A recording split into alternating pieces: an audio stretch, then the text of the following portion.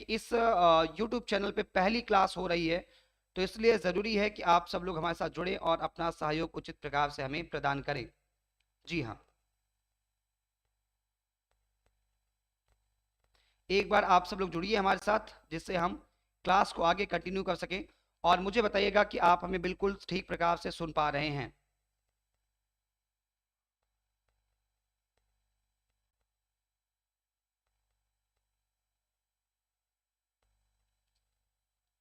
चलिए, आप सब लोग धीरे-धीरे जुड़ते रहेंगे, क्योंकि मैं आपको बता दूं कि आज ये पहला सेशन है, तो मैं बहुत सारे लोगों की हमारे साथ जुड़ने की उम्मीद नहीं कर सकता हूं कि बहुत सारे लोग जुड़ेंगे, क्योंकि आप जानते हैं कि अपनी बिल्कुल ये स्टार्टिंग है, नया एक प्रकार से हम लोग इनिशिएटिव कर रहे हैं, नई पहल कर रहे हैं, तो ज़रूरी नहीं है कि नई पहल में ज़्यादा लोगों का साथ मिले। जब आप अपने लक्ष्य पर, आप अपने कर्तव्य पथ पर लगातार प्रयास करते हैं, आप अपने लक्ष्य की ओर आगे बढ़ते हैं, जब लोगों को लगता है कि नहीं यहाँ से चीजें सकारात्मक हमारे लिए हो सकती है, तो धीरे धीरे करके एक एक करके लोग आपके साथ जुड़ते चले जाते हैं, और इस प्रकार से आपने जो अकेले चलना शुरू किया था, वो धीरे धीरे करके एक कारवां में बदल जाता है। तो हम भी अपनी शुरुआत को कारवां में बदलेंगे। हमें पूरा विश्वास है कि आप सभी का साथ, सहयोग, समर्थन भरपूर हमें प्राप्त होगा। लेकिन फिलहाल अभी तो आज की जो स्टार्टिंग है वो हमें कैसे करनी है, आज की स्टार्टिंग को कमोवेश हमें एक दो लोगों के साथ ही करनी है। तो मैं उम्मीद करूंगा जैसे जैसे हमारा सेशन आगे बढ़ेगा, आप सब लोग हमारे साथ जुड़ेंगे, आपके कमेंट हमें देखने को मिलेंगे, आपके अप्रिशिएशन देखने को मिलेगी। लेकिन अभी के लिए हम इस सेशन को स्टार्ट कर सकते हैं, स्टार्ट करते भी हैं, क्योंकि आप जानते हैं कि परीक्षा तो बहुत सन्निकट है, और ऐसे में बहुत ज़्यादा समय प्रतीक्षा नहीं की जा सकती है। चलिए, क्वेश्चन नंबर 1 से स्टार्ट करेंगे। मैं आपको बिल्कुल साफ साफ बता दूं कि हमारा जो यूजीसी नेट जे का पेपर 1 होता है, पेपर 1 के अंतर्गत कुल मिलाकर के आप देखेंगे, पेपर 1 के अंतर्गत कुल मिलाकर 10 यूनिट आते हैं, और 10 यूनिट का मतलब है, पेपर 1 की 10 यूनिट का मतलब है कि कुल 50 क्वेश्चन। कितने क्वेश्चन आते हैं? कुल 50 क्वेश्चन आते हैं। और उसमें से भी मैं आपको बता दूं कि यूनिट 10 की, जो 10 नंबर की यूनिट है, जिसको हम कहते हैं हायर एजुकेशन सिस्टम, हम क्या कहते हैं, जिसको हम कहते हैं हायर एजुकेशन सिस्टम, तो हम उसी प्रकार की ओर बढ़ रहे हैं। हम वहीं से आज आपके लिए प्रश्न लेकर के आए हैं। आज हमारे जो प्रश्न हैं वो उच्च शिक्षा प्रणाली से संबंधित है।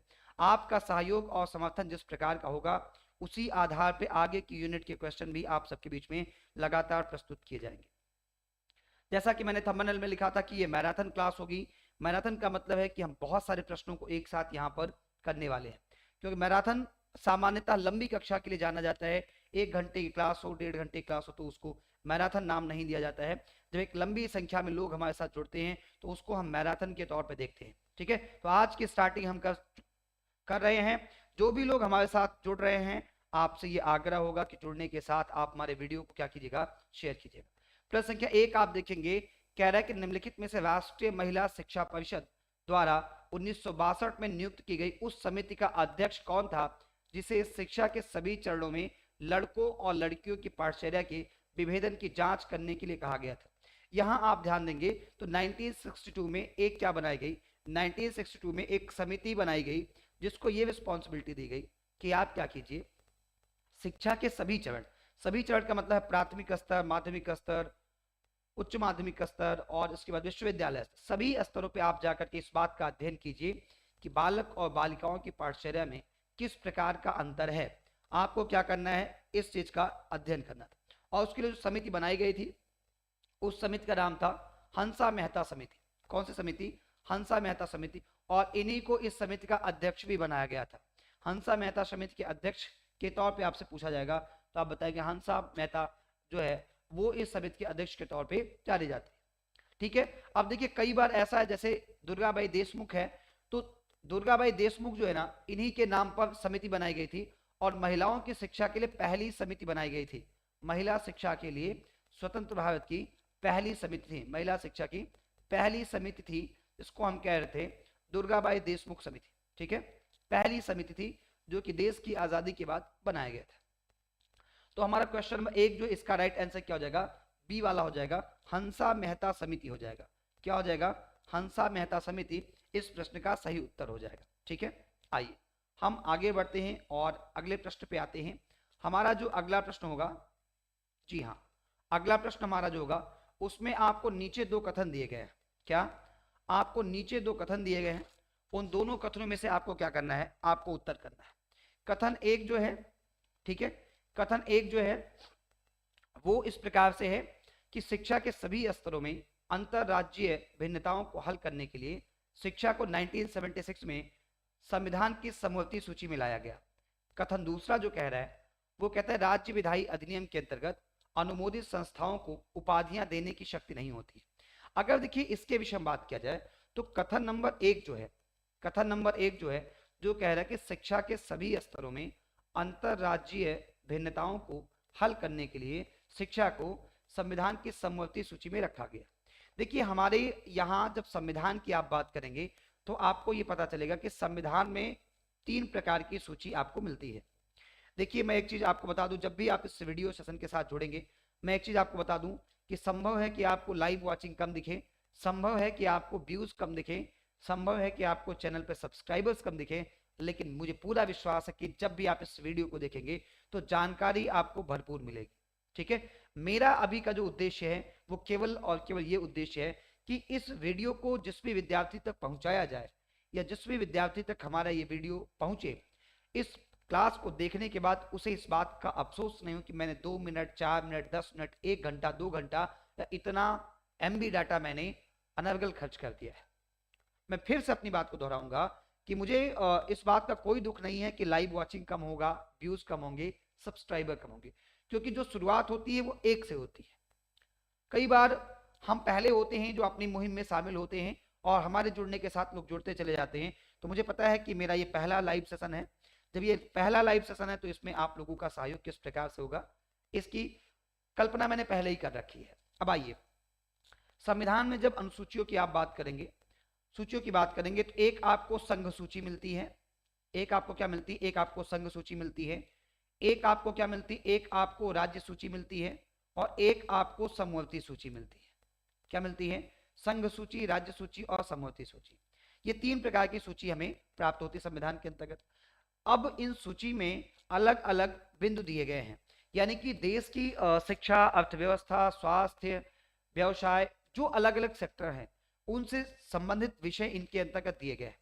जहां तक संघ सूची की बात की जाए तो संघ सूची में जितने भी विषय हैं उन सभी के संदर्भ में निर्णय लेने का जो कार्य हो केंद्र सरकार करती है। राज्य सूची के अंतर्गत जितने भी विषय हैं इन सभी के संदर्भ में निर्णय लेने का काम जो है वो हमारी राज्य की सरकार करती है।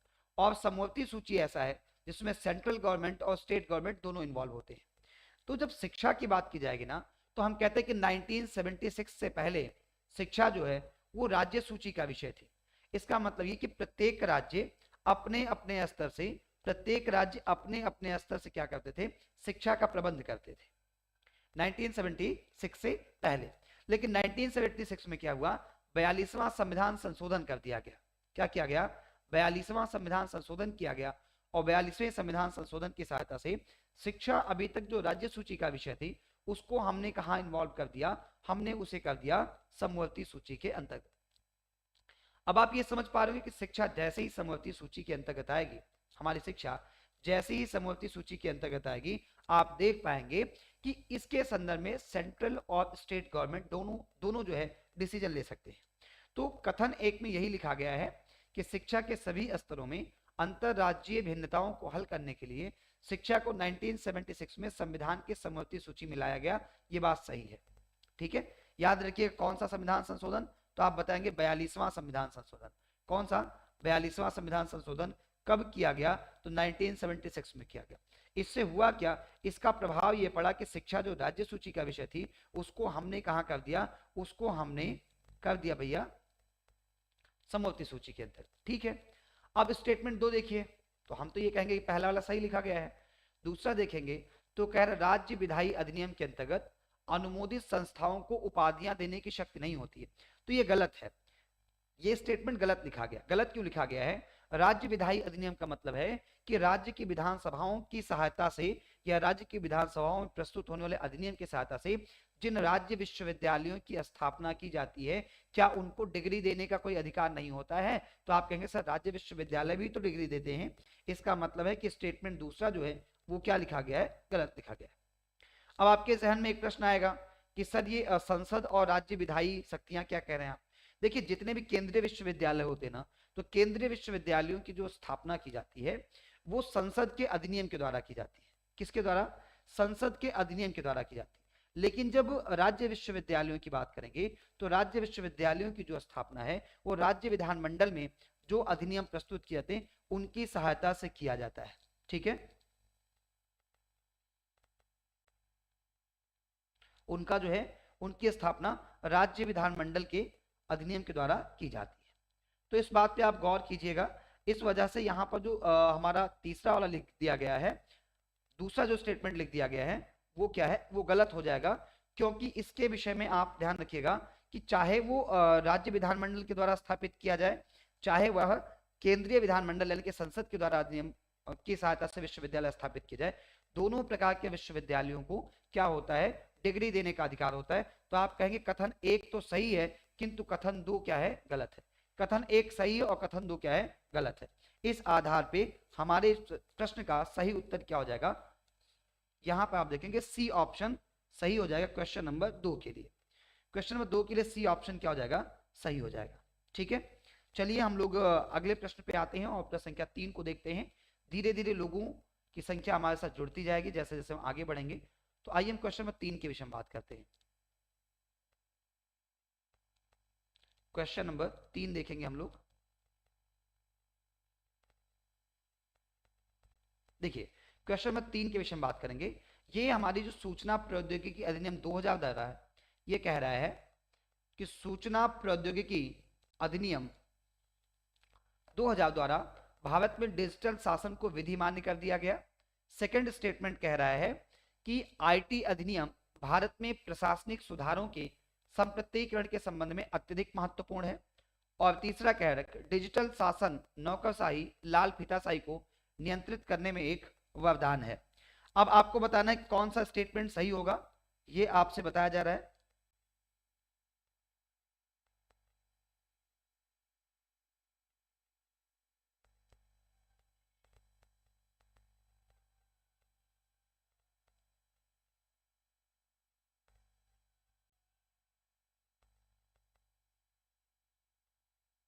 चलिए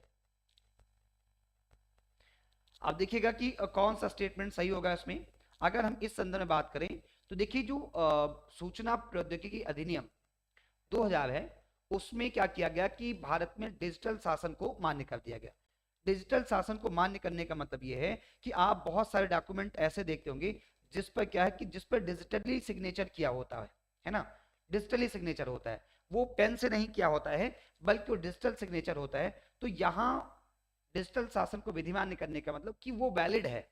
दूसरा कह रहा है कि आईटी अधिनियम भारत में प्रशासनिक सुधारों के संप्रत्यीकरण के संबंध में अत्यधिक महत्वपूर्ण है। ठीक है, और थर्ड वाला कह रहा है कि डिजिटल शासन नौकरशाही लाल फीताशाही को नियंत्रित करने में क्या है, एक प्रकार का वरदान है। तो देखिए जब आप इन तीनों स्टेटमेंट को पढ़ते तो ये तीनों बातें बिल्कुल सही सही लिखी गई हैं। इस वजह से क्वेश्चन नंबर 3 का राइट आंसर क्या हो जाएगा, आपका डी वाला हो जाएगा। क्वेश्चन नंबर 3 जो है इसका राइट आंसर क्या हो जाएगा, इसका राइट आंसर हमारा डी वाला हो जाएगा। आप देखेंगे कि तीनों बातें क्या लिखी गई, बिल्कुल साफ साफ सही सही ये तीनों बातें लिखी गई है। ठीक है, तो क्वेश्चन नंबर 3 का राइट आंसर क्या हो जाएगा, आपका डी वाला हो जाएगा। ठीक है, जब भी आप देखिएगा तो आप इस बात को समझिएगा। आइए अगले क्वेश्चन पे आते हैं। हमारा अगला प्रश्न है कि राष्ट्रीय शिक्षा नीति, हमारा जो अगला प्रश्न है वो हमसे कह रहा है कि राष्ट्रीय शिक्षा नीति 2020 क्या कह रहा है, राष्ट्रीय शिक्षा नीति 2020 का विचार है कि सभी उच्चतर शिक्षा संस्थानों को प्रोत्साहन, समर्थन और विश्वसनीय परामर्श दिया जाएगा। वे सभी स्वायत्त बनने का लक्ष्य रखेंगे और निम्नलिखित वर्ष तक एक सशक्त शासी बोर्ड बीजीओ का गठन करेंगे। यानी कि हमारी जो एनईपी 2020 है उसका ये विचार है कि अब आने वाले समय में जितने भी उच्च शिक्षा के संस्थान हैं उन सभी को हम क्या करेंगे, समर्थन देंगे और उनको विश्वसनीय परामर्श देंगे और इस दिशा में काम करेंगे कि वो सभी आगे चल करके एक ऑटोनॉमस बॉडी के तौर पे काम कर सके। अब इसके लिए कौन सा लक्ष्य रखा गया, कितना लक्ष्य रखा गया है, 2025 तक, 2030 तक, 2035 तक या 2040 तक। तो आप कहेंगे सर ये जो लक्ष्य रखा गया है उच्च शिक्षण संस्थाओं को स्वायत्त बनाने का, ये 2035 तक का लक्ष्य रखा गया है। ये हमारी एनईपी 2020 के अंतर्गत मेंशन किया गया है कि हम लोग क्या करेंगे, जितने भी उच्च शिक्षा के संस्थान हैं उन सभी को हम प्रोत्साहन देंगे, समर्थन देंगे और विश्वसनीय परामर्श उपलब्ध करा करके इस दिशा में उनको आगे बढ़ाएंगे कि 2035 ईस्वी तक, कब तक, 2035 ईस्वी तक वो सभी शिक्षण संस्थान जो है ना वो क्या हो जाए, स्वायत्तता की ओर चले जाए। स्वायत्तता का मतलब क्या है कि जब कोई संस्थान अपने लिए नीति का निर्धारण करता है, जब कोई संस्थान अपने लिए क्या करता है, नीति का निर्धारण करता है, तो हम कहते हैं कि अब वो एक स्वायत्त संस्था के तौर पे काम कर रहे हैं। हमेशा ध्यान रखिएगा, स्वायत्त संस्था का मतलब है कि जब वह अपने लिए नीति का निर्धारण स्वयं कर रहा होगा। ठीक है,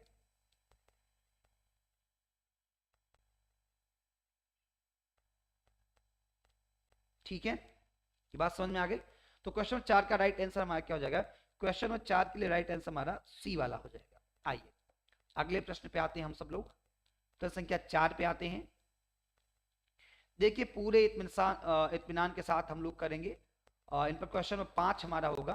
अब हमें क्या करना है, मैचिंग करना है, हमें क्या करना है, मिलान करना है। कुछ संस्थान दिए गए हैं और उनकी विशेषताएं भी हमें आपको बताई गई। क्या है कि कुछ संस्थान दिए गए हैं और उनकी विशेषताएं भी हमें आपको क्या की गई हैं, बताई गई। तो हमें आपको क्या करना है, हमें आपको इन संस्थाओं की विशेषताओं के विषय में बात करनी है कि कौन सी संस्था जो है वो किस आधार पे काम कर रही है। ठीक है, कौन सी संस्था जो है वो किस आधार पे काम कर रही है, हमें आपको यही देखना है। ठीक है, तो आइए समझने का प्रयास करते हैं एक एक संस्था के विषय में। वीडियो लिंक को आप जब भी जुड़िएगा हमारे साथ तो आप इस वीडियो लिंक को शेयर कीजिएगा, आप सब लोग शेयर कीजिएगा। जब भी आप इस क्लास को देखिएगा तो आप इस वीडियो को शेयर कीजिएगा, अपने सहपाठी मित्रों के बीच में शेयर कीजिएगा। उम्मीद करूंगा कि ये क्लास आप सबको पसंद आएगी। जब भी आप इस क्लास के साथ हमारे साथ जुड़ेंगे तो ये आपको वैल्यूएबल लगेगी, ये आपको लगेगी कि नहीं ये आपको मदद कर सकती है। ठीक है, इस उद्देश्य से हम जो है इस क्लास का संचालन कर रहे हैं। आइए आइए और आप सभी जुड़िए हमारे साथ और हमारे इस क्लास को आप जरूर देखिएगा।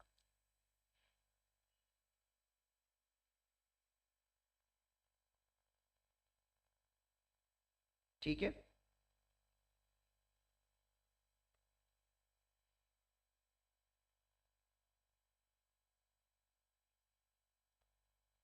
एक बार आप सब जुड़िएगा, उसके बाद हम देखेंगे कि आपका कैसा स्नेह, किस प्रकार का स्नेह हमारी इस क्लास को प्राप्त होता है। एक बार हम भी थोड़ा सा वीडियो को शेयर कर दें।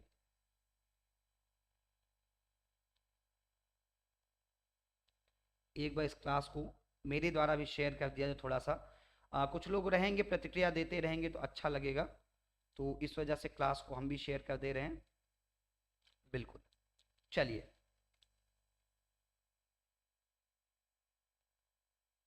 आइए अब देखते हैं, धीरे धीरे लोग जुड़ते जाएंगे। देखिए कुछ संस्थाएं दी गई, शैक्षणिक क्षेत्र दिया गया है और उनकी एजेंसियां दी गई हैं। NIOS की जब बात की जाए, किसकी बात की जाएगी, जब बात की जाएगी NIOS की बात की जाएगी तो NIOS का मतलब होता है national institute of open school. NIOS का मतलब होता है नेशनल इंस्टीट्यूट। में एक एक का नाम यहां पर लिख दे रहा हूं। एक का नाम होगा आपका national institute of open school, national institute of open school. ठीक है, national institute of open school NIS का। NCTE को देखेंगे तो इसको कहते हैं नेशनल काउंसिल, इसको हम कहते हैं national council for teacher education. इसको हम क्या कहेंगे, national council for teacher education हम कहेंगे। AICTE की बात की जाएगी तो इसका पूरा नाम होता है all India council for technical education. इसका पूरा नाम क्या होगा, all India council for technical education. ये हमारे AICTE का पूरा नाम होगा। NCVET की बात करेंगे, NCVET की बात करेंगे तो इसका पूरा नाम होता है नेशनल, इसका पूरा नाम होता है national council for vocational education, vocational education and training. ठीक है, तो ये जो संस्थाएं यहाँ पर आपको बताई जा रही हैं, इन सभी संस्थाओं के विषय में आप देख सकते हैं, जितनी भी संस्थाएं आपको यहाँ पर बताई गई, जैसे NIOS, इसका पूरा नाम होता है national institute of open school. NCTE का पूरा नाम होता है national council for teacher education. AICTE का पूरा नाम होता है all India council for technical education. NCVET का पूरा नाम होता है national council for vocational education and training. अब देखिए, अगर आप NIOS की बात करेंगे तो NIOS जो है ना, ये नाम से ही बिल्कुल स्पष्ट है। क्या? Open school. ये क्या है? एक प्रकार से हमारा जो इग्नू होता है, या इग्नू है, Indira Gandhi national open university, उसका जो छोटा भाई है ना, वो क्या होता है? NIOS होता है। ये स्कूली शिक्षा को उपलब्ध कराता है, लेकिन स्कूली शिक्षा किस रूप में? मुक्त शिक्षा के रूप में। तो NIOS को हम किससे जोड़ देंगे? NIOS को हम जोड़ देंगे चौथे से। ठीक है। NCTE की बात करेंगे तो मैंने कहा पूरा नाम है national council for teacher education. Teacher education को हम क्या कहते हैं? अध्यापक शिक्षा कहते हैं। क्या कहते हैं? अध्यापक शिक्षा। इसका मतलब है कि NCTE को हम किससे जोड़ दें? हम इसको जोड़ दें पहले वाले से, अध्यापक शिक्षा से। ठीक है। AICTE की बात किया जाए तो मैंने कहा all India council for technical education. Technical education को हिंदी में हम क्या कहते हैं? तकनीकी शिक्षा कहते हैं। और NCVET, national council for vocational education and training, ये कहलाएगा व्यावसायिक शिक्षा से। तो इस प्रकार से आप जब इनको जोड़ देंगे और देखें कौन सा सही उत्तर होगा, तो देखिए ए के नीचे जहां चौथा लिखा होगा, इकलौता विकल्प ए वाला जिसमें ए के नीचे चौथा है, बी के नीचे पहला है, सी के नीचे दूसरा है, और डी के नीचे क्या है? तीसरा है। और कुछ इसी प्रकार से हमने मिलान किया है। तो आप कह सकते हैं कि हमारा क्वेश्चन नंबर 5 जो है, उसका राइट आंसर क्या हो जाएगा? ए वाला हो जाएगा। क्वेश्चन नंबर 5 का राइट आंसर क्या हो जाएगा? क्वेश्चन नंबर 5 का राइट आंसर हमारा ए वाला हो जाएगा। क्या हो जाएगा? ए वाला हो जाएगा। चलिए अगले प्रश्न पे आते हैं, और हमारा अगला प्रश्न है प्रश्न संख्या 6। कह रहे हैं कि भारत में अनुसंधान और नवाचार पर होने वाला व्यय, सकल घरेलू उत्पाद, जिसको GDP कहते हैं, ग्रॉस डोमेस्टिक प्रोडक्शन, सकल घरेलू उत्पाद का मात्र कितना प्रतिशत है? कितना प्रतिशत है आप ये बताइएगा। सकल घरेलू उत्पाद का कितना प्रतिशत है जिसको कि क्या किया जाता है? जिसको कि अनुसंधान पर खर्च किया जाता है। तो इसका राइट आंसर होगा 0.69%। अनुसंधान और नवाचार पर भारतीय शिक्षा में केवल और केवल 0.69% GDP का खर्च किया जाता है।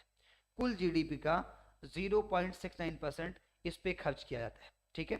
आइए अगले क्वेश्चन की ओर आते हैं। अगर ये पूछ लिया जाए कि हमारी शिक्षा पर संपूर्ण जीडीपी का कितना प्रतिशत खर्च किया जाता है? अगर हमसे आपसे ये पूछ ले कि शिक्षा पर संपूर्ण जीडीपी का कितना प्रतिशत खर्च किया जाता है, तो आप बताएंगे कि शिक्षा पर संपूर्ण जीडीपी का 6% या उससे अधिक खर्च किया जाता है। हमारी जो शिक्षा व्यवस्था है उसके अंतर्गत स्पष्ट उल्लेख किया गया कि जब भी हम शिक्षा पर बजट के खर्च की बात करेंगे, तो भारत की जो कुल जीडीपी होगी उसका हम 6% या इससे अधिक जो है वो शिक्षा पे खर्च करेंगे। क्या? 6% या उससे अधिक शिक्षा पे खर्च करने का हम लोग काम करेंगे।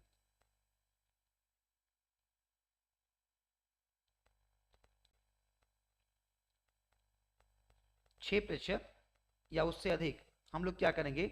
शिक्षा पे खर्च करने का काम करेंगे। इस प्रकार का उल्लेख जो है हमारे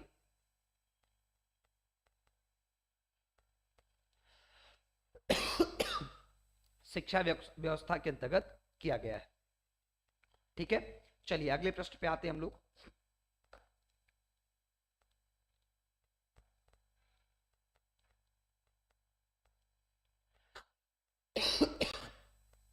आपको दो कथन दिखाई पड़ रहे होंगे।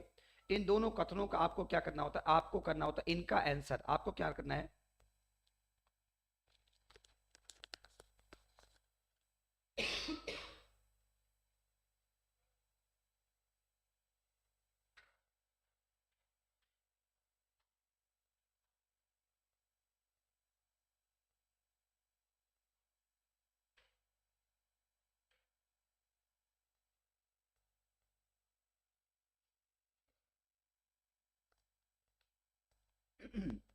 चलिए देखिएगा क्वेश्चन नंबर 7 को हम लोग देखेंगे। कहना है कि एनईपी 2020 के अनुसार देश में शोध हेतु सभी निधि प्रदाता एजेंसी यानी कि ऐसे लोग जो क्या करते हैं, जो फंड प्रोवाइड करते हैं, क्या करते हैं, ऐसी संस्थाएं जो फंड प्रोवाइड करती है किसके लिए, शोध कार्य के लिए। तो क्वेश्चन कह रहा है कि हमारी एनईपी 2020 मतलब कि नेशनल एजुकेशन पॉलिसी 2020 में देश में शोध के लिए सभी निधि प्रदाता एजेंसियों का एक निकाय, एक संस्था स्थापित की जाएगी जिसको राष्ट्रीय शोध प्रतिष्ठान में विलय कर दिया जाएगा। ठीक है।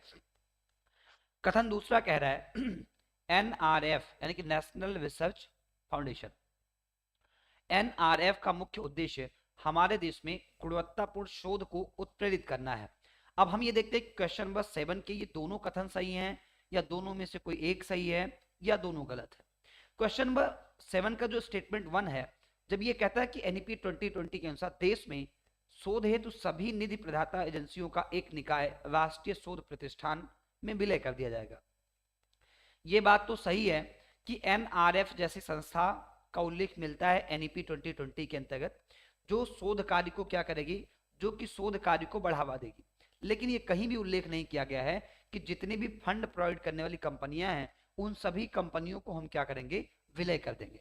यानी कि स्टेटमेंट एक जो है वो क्या है, स्टेटमेंट एक गलत लिखा गया है। स्टेटमेंट एक जो है वो क्या है वो गलत लिखा गया है।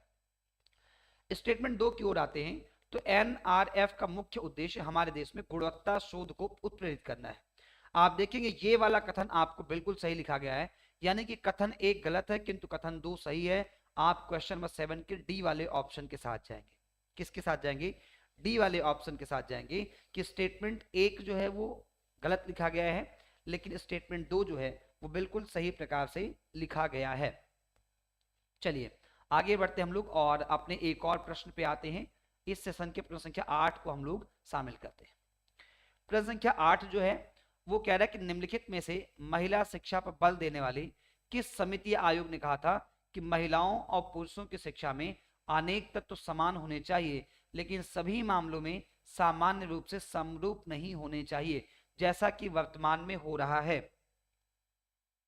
हमसे पूछ रहा है कि इस कथन का प्रयोग किस आयोग ने किया था, जो कि महिला शिक्षा पर बल देने वाली समिति थी।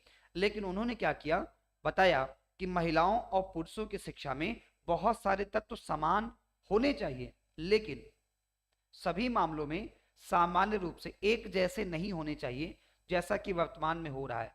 अगर हमसे पूछा जाए कि ये कथन किसका है तो आप बताएंगे कि ये कथन जो है राधा कृष्णन आयोग का है। किस आयोग का है ये कथन जो है, ये राधा कृष्णन आयोग का है।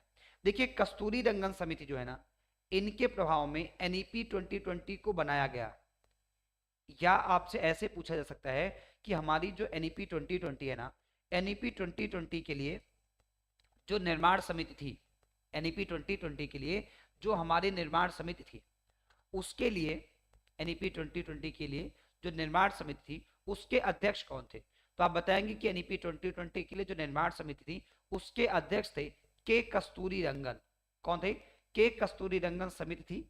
ठीक है, जिनके तत्वावधान में इस प्रकार के एनईपी 2020 को बनाया गया था। जहां तक राधाकृष्णन आयोग की बात की जाए तो इस आयोग का गठन जो है 1948 में किया गया था और इन्होंने रिपोर्ट अपनी 1949 में सबमिट की।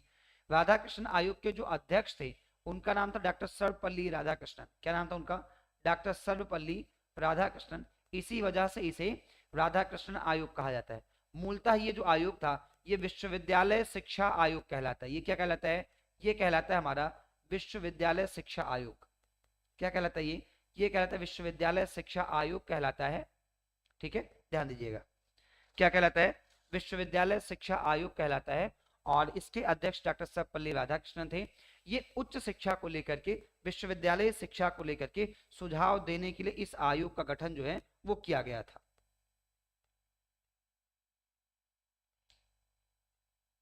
ठीक है,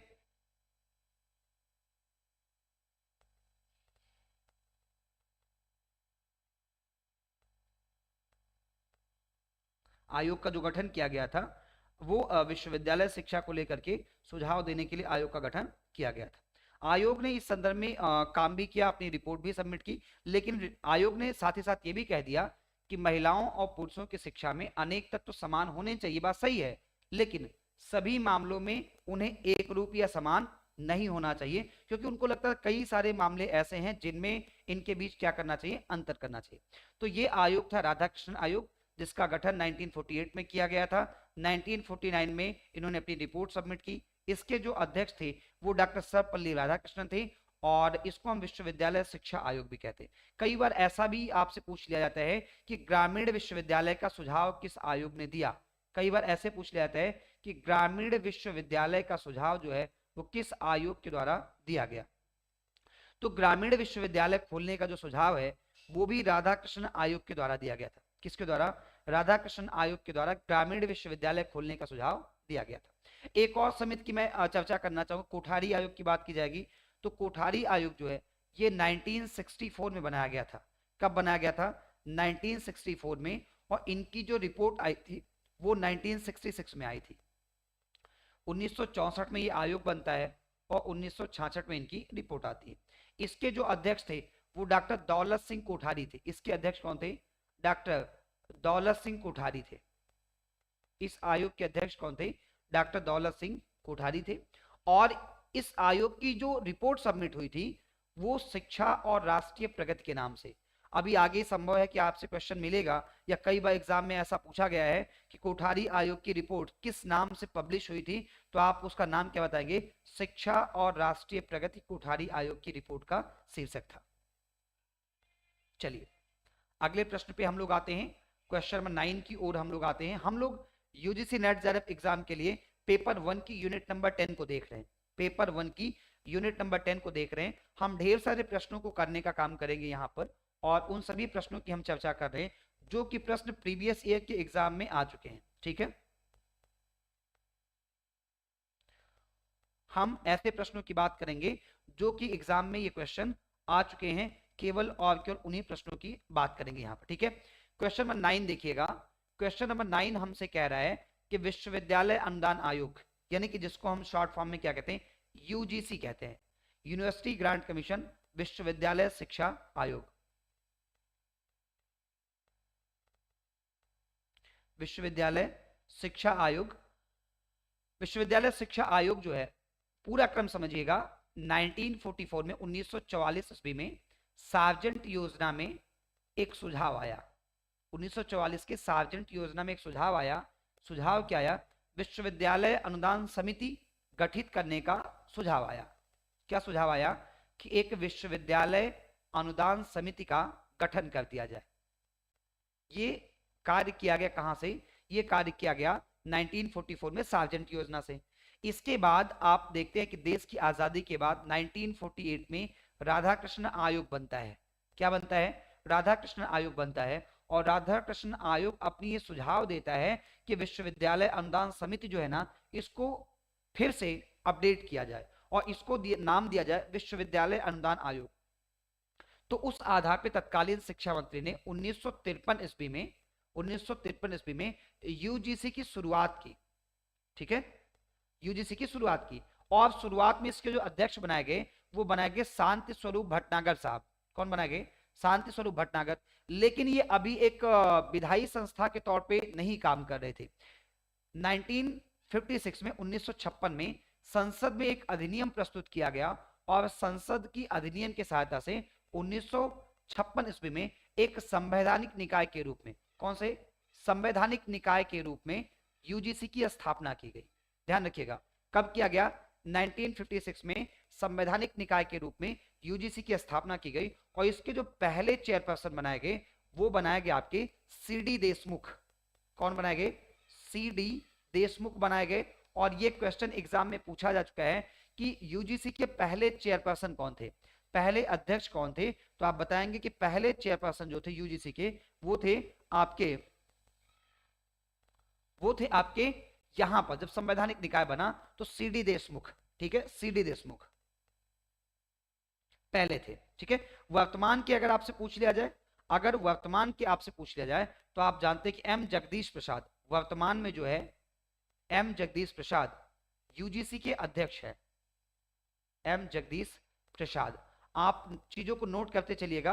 अब ये जो क्वेश्चन नंबर 9 हमारा है ना, ये यूजीसी के विषय में पूछ रहा है और कह रहा है कि निम्नलिखित में से कौन से यूजीसी के कार्य क्षेत्र के अंतर्गत आते हैं।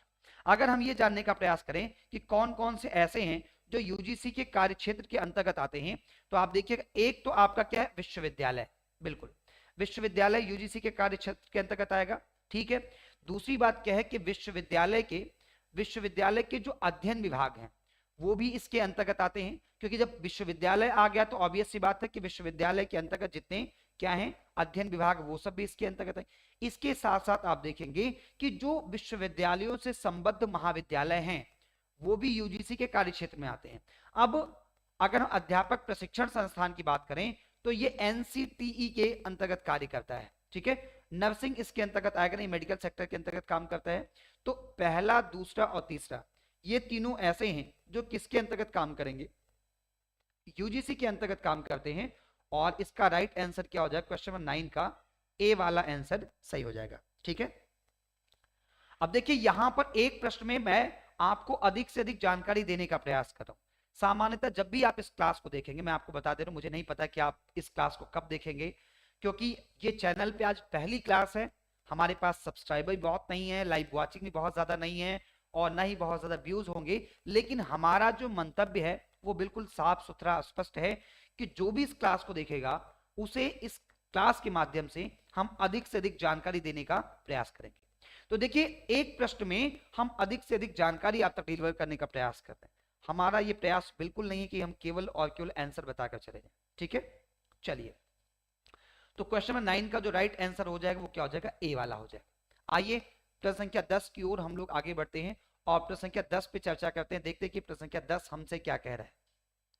प्रश्न संख्या 10 जो है वो क्या, एनआईडीआई का पूर्ण रूप निम्नलिखित में से क्या है।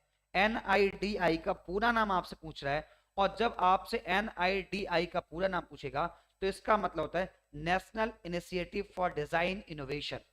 क्या होगा इसका पूरा नाम, इसका पूरा नाम होगा national initiative for design innovation, यानी कि राष्ट्रीय स्तर पर डिजाइन, नए नए प्रकार के प्रारूप को विकसित करने के लिए एक संस्था कार्य करती है, जिसको हम क्या कहते हैं, national initiative for design innovation. मैं आपको बता दूं कि जब भी आप नेट जेआरएफ के एग्जाम में पार्टिसिपेट करने के लिए जाएंगे और पेपर 1 की यूनिट 10 को देखेंगे तो वहां पर कम से कम एक क्वेश्चन आपको ऐसा जरूर मिलेगा जहां पर आपसे किसी शॉर्ट फॉर्म का फुल फॉर्म पूछा गया होगा, जहां पर किसी शब्द का पूरा नाम आपसे पूछा गया होगा, ये जरूर आपको देखने को मिलेगा। ठीक है, देखिए जब हमने इस क्लास को स्टार्ट किया था तो इस क्लास को लाइव वॉचिंग 0 थी और अभी हम लाइव वॉचिंग 10 पे पहुंच चुके हैं। तो हमने वहां से स्टार्ट किया, 10 पहुंच के मेरे लिए बड़ी बात है, क्योंकि आप जानते हैं कि पहली क्लास है ना, तो मैंने किसी को बताया इस संदर्भ में कि यहां से हम क्लास लेने वाले हैं। धीरे धीरे लोग जुड़ते जाएंगे और चीजें आपको मदद उपलब्ध कराएंगे। आइए अगले प्रश्न पे आते हैं, और मैं आपको ये भी बता दूं कि मेरा प्रयास केवल और केवल परीक्षा को दृष्टिगत रखते हुए है। हमारा जो प्रयास है वो आप सबकी जो परीक्षा आने वाली है, जो होने वाली है अगले 4-5 दिनों में, केवल और केवल उस परीक्षा को जहन में रख करके इस प्रकार की कक्षा का संचालन किया जा रहा है, बाकी और कोई उद्देश्य नहीं है। ठीक है, अब बात करते हैं क्वेश्चन नंबर 11 की। कह रहा है कि 1857 में पारित समावेशन अधिनियम में किस विश्वविद्यालय के प्रतिरूप पर आधारित कलकत्ता, बंबई और मद्रास के विश्वविद्यालयों की स्थापना का प्रावधान किया गया था।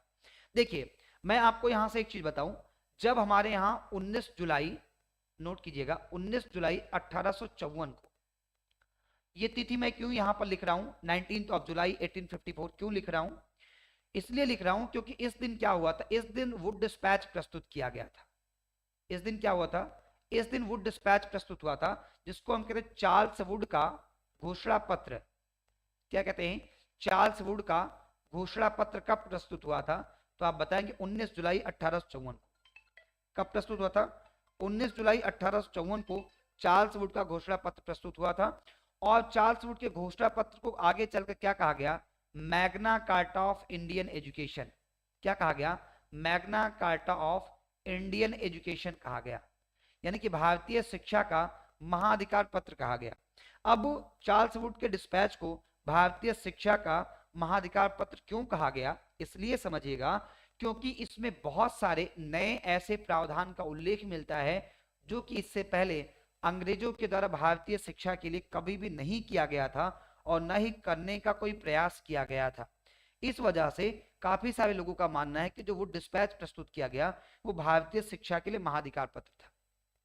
ठीक है, अब उसी में वो डिस्पैच में ये लिखा गया था कि भारत में क्या किए जाएंगे, नए विश्वविद्यालय स्थापित किए जाएंगे।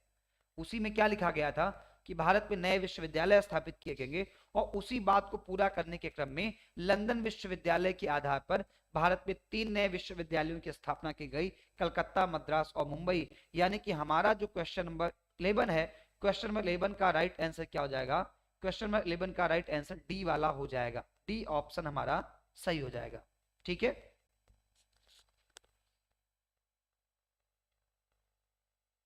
जी जी क्लास नहीं बताया।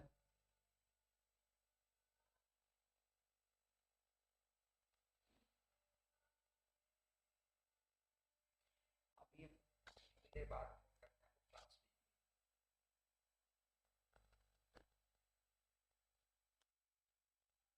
चलिए, तो नए विश्वविद्यालयों की स्थापना की बात की गई थी, और जो नए विश्वविद्यालय स्थापित किए गए थे वो 3 नए विश्वविद्यालय स्थापित किए गए थे, कलकत्ता, मद्रास और मुंबई में।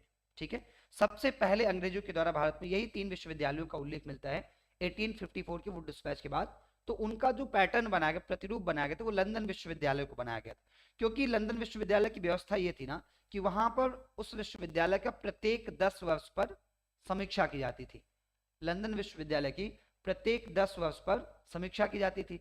तो यहां भी कहा गया कि हम उसी आधार पर विश्वविद्यालय बनाएंगे और हर 10 साल पर भारतीय विश्वविद्यालय क्या करते चलेंगे, हम समीक्षा करते चलेंगे। ठीक है, तो 11 का राइट आंसर क्या हो जाएगा, डी वाला हो जाएगा। आइए अगले प्रश्न पे हम लोग आते हैं और क्वेश्चन नंबर 12 को अपने इस सेशन में इंक्लूड करते हैं। क्वेश्चन नंबर 12 कह रहा है कि निम्नलिखित में से किन विश्वविद्यालयों को उत्कृष्ट संस्थान के रूप में मान्यता दी गई है। कौन कौन से ऐसे विश्वविद्यालय हैं जिनको उत्कृष्ट संस्थान के रूप में मान्यता दी गई है। तो आप जानते हैं कि सबसे पहले क्रम पे आएगा बनारस हिंदू विश्वविद्यालय। बनारस हिंदू विश्वविद्यालय जिसको उत्कृष्ट संस्थान का दर्जा दिया गया है। इसके साथ साथ आप देखिए कि अमृता विश्वविद्यापीठम, इसको भी उत्कृष्ट संस्थान का दर्जा दिया गया है। और फिर देखेंगे आप सेंट्रल यूनिवर्सिटी ऑफ हैदराबाद, किसे, सेंट्रल यूनिवर्सिटी ऑफ हैदराबाद को भी उत्कृष्ट संस्थान का दर्जा दिया गया है। तो इस आधार पर जो राइट आंसर हो जाएगा, सही आंसर हो जाएगा, वो आपका बी वाला हो जाएगा। और सही क्या हो जाएगा, 1, 2 और 4। कौन कौन से स्टेटमेंट सही हो जाएंगे, स्टेटमेंट 1, 2 और 4 ये आपके क्या हो जाएंगे, सही हो जाएंगे। चलिए अगले प्रश्न पे हम लोग आते हैं। हमारा अगला जो प्रश्न है इसमें भी आपको 2 कथन दिए गए हैं और कथनों के सापेक्ष आपको क्या करना है, सही उत्तर का चयन करना है कि दोनों कथनों में से कौन सा सही है और कौन सा गलत दिया गया है। देखिए कथन 1 कह रहा है, जो पहला कथन हमारा है वो हमसे ये कह रहा है, देखिएगा ए वाला कथन क्या, अभी कथन ए कह रहा है उच्चतर शिक्षा का एक उद्देश्य विद्यार्थियों में आलोचनात्मक व सृजनात्मक चिंतन की योग्यता का संवर्धन करना है। ये बात तो सही लिखी गई है, ये बात क्या लिखी गई, सही लिखी गई है कि जो उच्च शिक्षा है ना, उच्च शिक्षा का उद्देश्य है कि विद्यार्थियों में आलोचनात्मक व सृजनात्मक चिंतन की योग्यता क्या करना, विकास करना है। इसके पीछे कारण बता रहा है कि आलोचनात्मक व सृजनात्मक चिंतन योग्यताएं रटने के द्वारा विकसित होती हैं। तो देखिए हमारा जो 13 नंबर है ना, इसका जो आर वाला स्टेटमेंट ये गलत दिया गया है। आर क्या है, गलत दिया गया है, क्योंकि जो आलोचनात्मक और सृजनात्मक चिंतन योग्यताएं होती ना, ये रटने से नहीं आती हैं, बल्कि ये कैसे आती हैं, इन योग्यताओं का विकास होता है समस्या समाधान से होता है। जितनी ज्यादा आप प्रॉब्लम सॉल्विंग की ओर जाएंगे, जितना ज्यादा आप समस्याओं का समाधान ढूंढने का प्रयास करेंगे ना, उतना ज्यादा ही आप में क्या होगा, आलोचनात्मक और सृजनात्मक चिंतन का क्या होगा, विकास होगा। हमेशा ध्यान रखिएगा, जितना ज्यादा आप समस्या समाधान की ओर जाएंगे, उतना ज्यादा ही आलोचनात्मक और सृजनात्मक चिंतन का क्या होगा, विकास होगा, रटने से नहीं होगा। ठीक है ना, तो ए वाला स्टेटमेंट सही लिखा गया है, लेकिन आर क्या है, गलत है। इस वजह से क्वेश्चन नंबर 13 का राइट आंसर क्या हो जाएगा, सी वाला हो जाएगा। प्रश्न संख्या 13 का जो सही जवाब हो जाएगा वो आपका सी वाला हो जाएगा। ठीक है, चलिए अगले प्रश्न पे आते हैं हम लोग, और हमारा अगला प्रश्न है प्रश्न संख्या 14। ये हमसे पूछना चाह रहा है कि निम्नलिखित में से किसने पहली बार यह माना था कि सरकार द्वारा महिला शिक्षा को स्पष्ट एवं हार्दिक समर्थन देना चाहिए। ये बात सबसे पहले कहाँ मानी गई थी?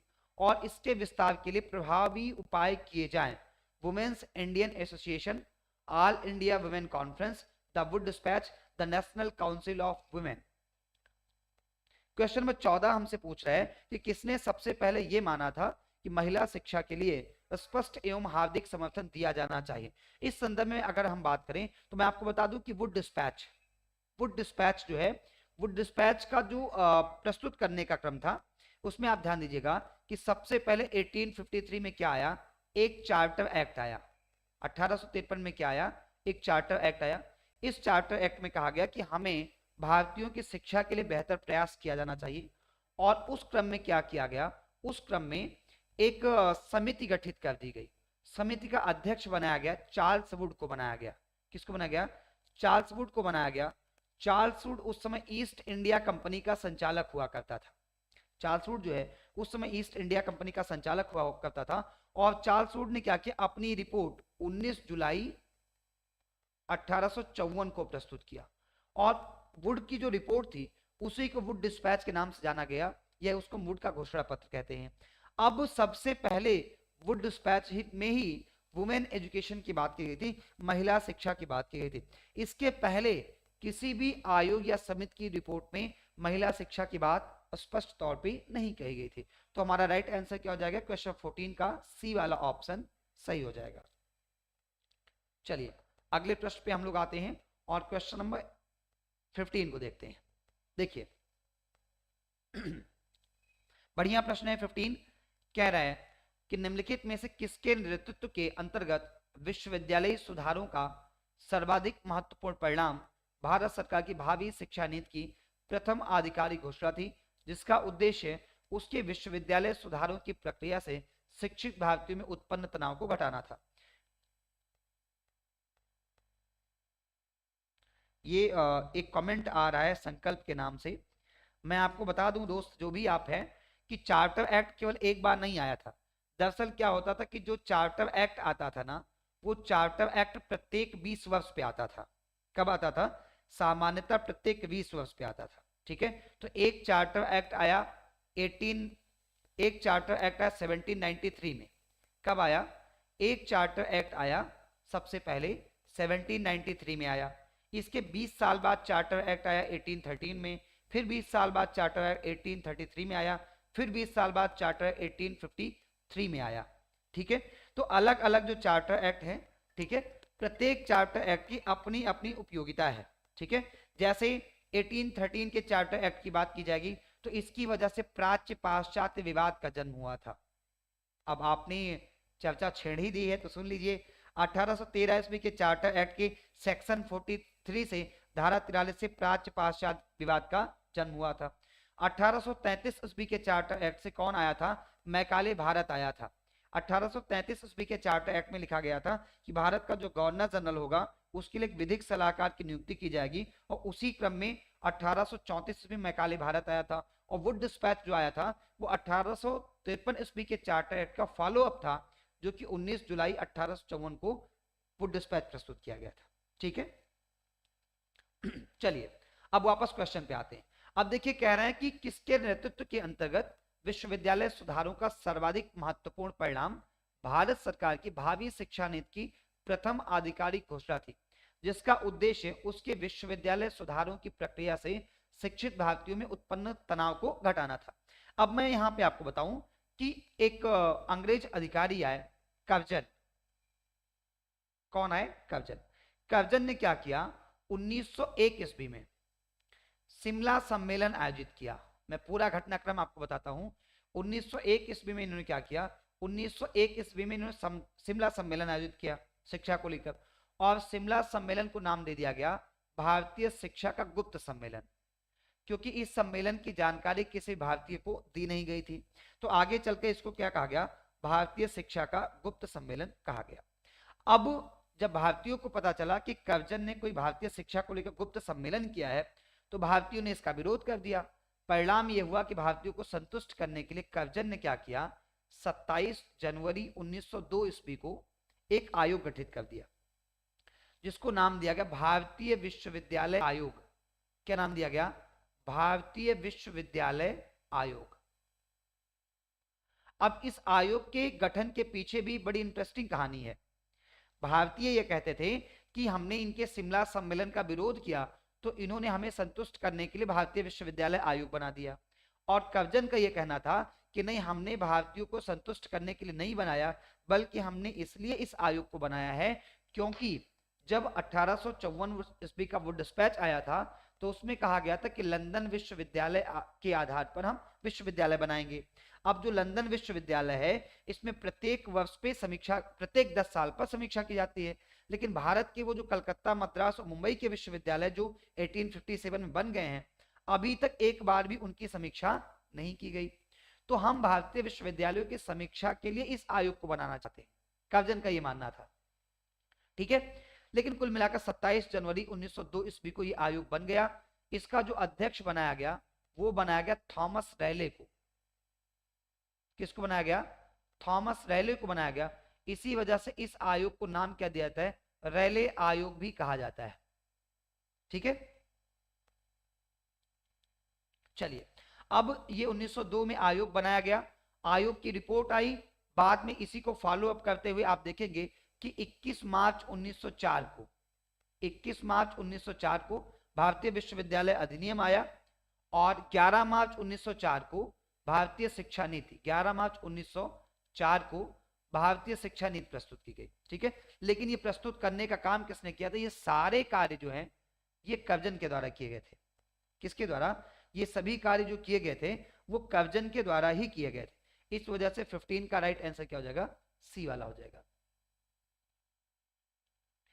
ये जो रैले आयोग बनाया गया था, इस रैले आयोग में 2 भारतीय सदस्य भी थे, मैं उनका नाम शॉर्ट फॉर्म में लिख दे रहा हूं। एक आपको मिलेंगे गोरूदास बनर्जी मिलेंगे, एक लोग ये थे, और दूसरे थे सैयद हुसैन बेलग्रामी। ये 2 लोग ऐसे थे जिनको कि इस आयोग का सदस्य बनाया गया था। कौन से आयोग का?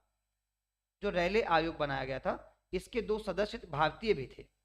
ठीक है, इसके 2 सदस्य भारतीय भी थे।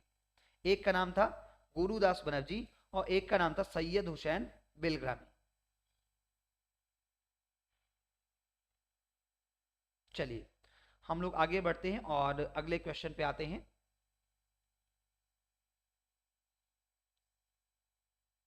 हमारा अगला प्रश्न है, शिक्षा पर पिछली राष्ट्रीय शिक्षा नीति 1986 को किस वर्ष में संशोधित किया गया था?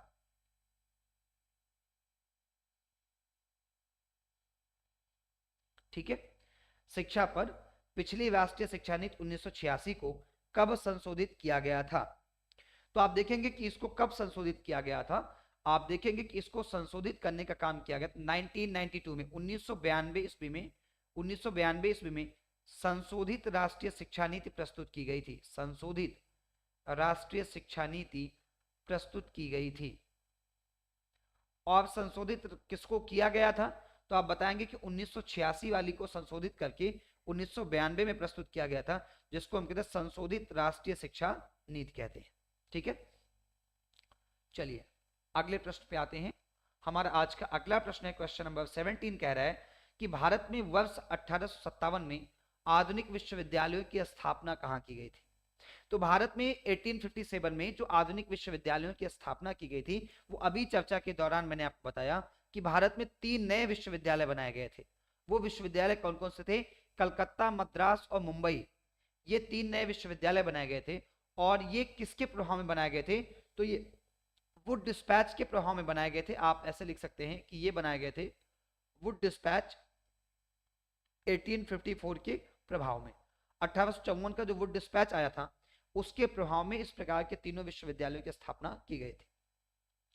इसके बाद आप देखेंगे तो आप देखेंगे 1882 में पंजाब विश्वविद्यालय की स्थापना की जाएगी। किसकी?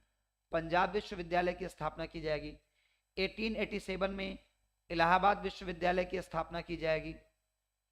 इलाहाबाद विश्वविद्यालय की स्थापना की जाएगी, जिसको कि भारत का ऑक्सफोर्ड या पूर्वांचल का ऑक्सफोर्ड कहा जाता है, इलाहाबाद विश्वविद्यालय।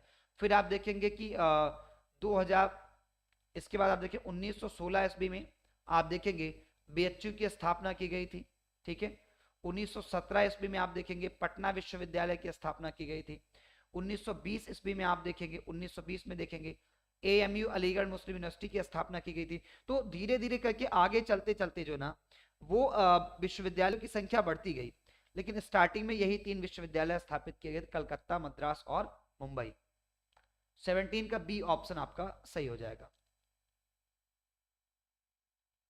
क्वेश्चन में जो 17 है उसका कौन सा आंसर सही हो जाएगा? उसका बी आंसर सही हो जाएगा। क्वेश्चन में 17 का बी ऑप्शन आपका सही हो जाएगा। ठीक है, चलिए अगले प्रश्न पे हम लोग आते हैं।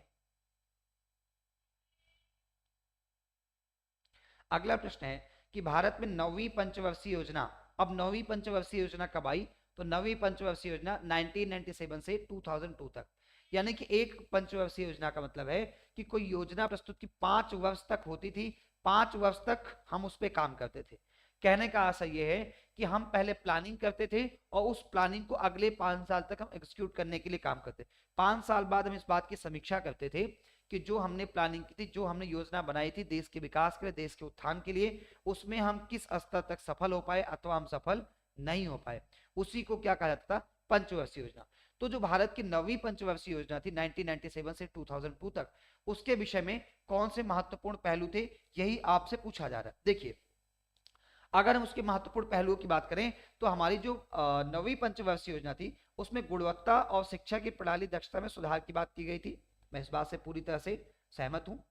इसके साथ साथ आप देखेंगे, ठीक है, इसके साथ साथ अगर आप देखेंगे तो यूजीसी द्वारा चुनिंदा महाविद्यालयों को स्वायत्तता की पदवी प्रदान करने की बात की गई थी। और इसके साथ साथ आप देखेंगे, ठीक है, इसके साथ साथ तो थर्ड कह रहा है कि उच्चतर शिक्षा में शोध को प्रोत्साहन देना। उस दौर में प्रोत्साहन की बात नहीं की गई थी। प्रोत्साहन का बात तो किया गया जब राष्ट्रीय ज्ञान आयोग आया, नेशनल नॉलेज कमीशन आया, तब। उच्चतर शिक्षा के व्यावसायीकरण की बात की गई थी क्या? तो आप कहेंगे जी सर, उच्चतर शिक्षा के व्यावसायीकरण की बात की गई थी और इसके साथ साथ गुणवत्ता का सुधार और तकनीकी शिक्षा की प्रासंगिकता की बात की गई थी। यानी कि पहला सही है और दूसरा सही है, चौथा सही है और पांचवा सही है। उस आधार पे क्वेश्चन 18 का राइट आंसर क्या हो जाएगा? बी वाला हो जाएगा। ठीक है, सेकंड ऑप्शन क्या हो जाएगा? सही हो जाएगा। चलिए क्वेश्चन नंबर 19 की ओर हम लोग चलते हैं, अगले प्रश्न को शामिल करते हैं।